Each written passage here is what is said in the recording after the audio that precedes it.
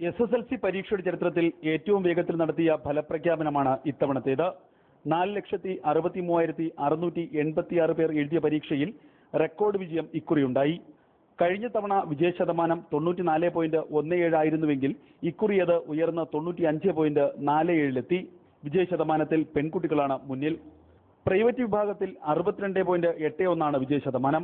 Gulf മേഖലയിൽ പരീക്ഷ എഴുതിയ 416 കുട്ടികളിൽ 413 പേർ വിജയിച്ചു.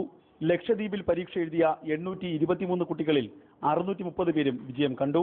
14,802 പേർക്ക് എല്ലാ വിഷയങ്ങൾക്കും A+ ഗ്രേഡ് ലഭിച്ചു. കഴിഞ്ഞ തവണത്തെ അപേക്ഷിച്ച് 4,729 പേരുടെ വർധന ഈ വിഭാഗത്തിലുണ്ട്. ആകെ വിജയശതമാനത്തിൽ കണ്ണൂർ മുന്നിലെത്തിയപ്പോൾ പാലക്കാട് ഏറ്റവും പിന്നിലായി. 100% വിജയം നേടിയ 934 സ്കൂളുകളാണ് ഇക്കുറിയുള്ളത്. കഴിഞ്ഞ തവണ ഇത് 861 ആയിരുന്നു.